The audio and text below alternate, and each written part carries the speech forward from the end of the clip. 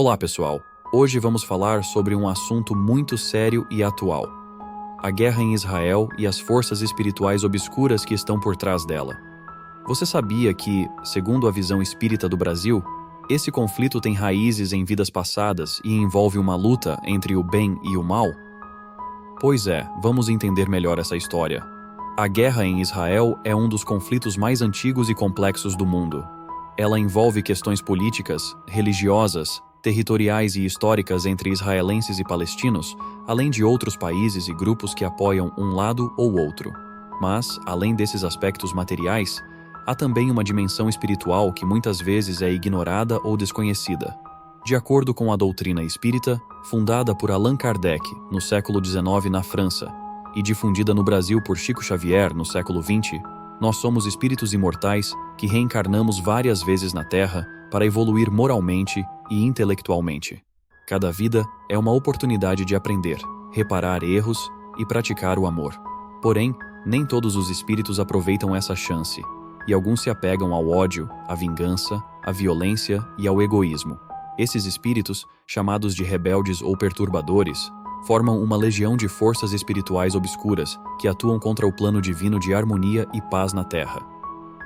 Eles se aproveitam das fraquezas humanas para influenciar negativamente as pessoas e os acontecimentos, gerando guerras, crimes, doenças, desastres e sofrimento. Eles também se organizam em grupos que têm afinidades entre si, seja por origem, religião, raça ou ideologia. Um desses grupos é o dos espíritos que participaram da crucificação de Jesus Cristo há cerca de 2000 anos em Jerusalém. Segundo o Espiritismo, esses espíritos foram exilados da Terra por sua rebeldia e enviados para um planeta inferior, onde sofreram as consequências de seus atos. Porém, com o passar do tempo, alguns deles se arrependeram e pediram para voltar à Terra para se redimir.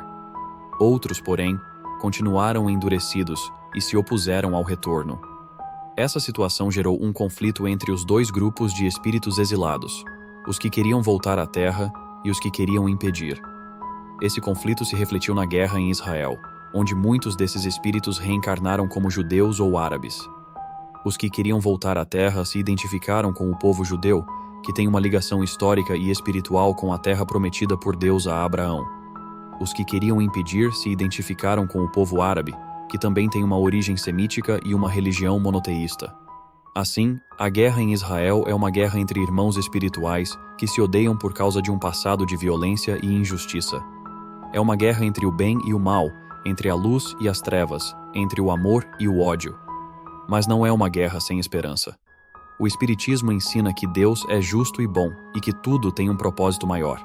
A guerra em Israel é também uma oportunidade de reconciliação, de perdão, de compreensão e de fraternidade entre os povos. Por isso, nós, como espíritas ou simpatizantes da doutrina, devemos orar pela paz em Israel e no mundo. Devemos enviar vibrações positivas para os espíritos encarnados e desencarnados que estão envolvidos nesse conflito. Devemos também nos conscientizar da nossa responsabilidade como cidadãos do mundo e como filhos de Deus. Devemos evitar alimentar sentimentos negativos como o preconceito, a intolerância, a raiva ou a indiferença. Devemos cultivar sentimentos positivos como o respeito, a tolerância, a compaixão e a solidariedade.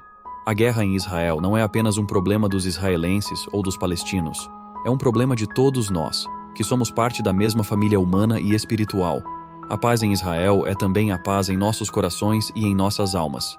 Que Deus abençoe a todos e que a luz do Cristo ilumine o caminho da paz. Obrigado pela atenção e até a próxima.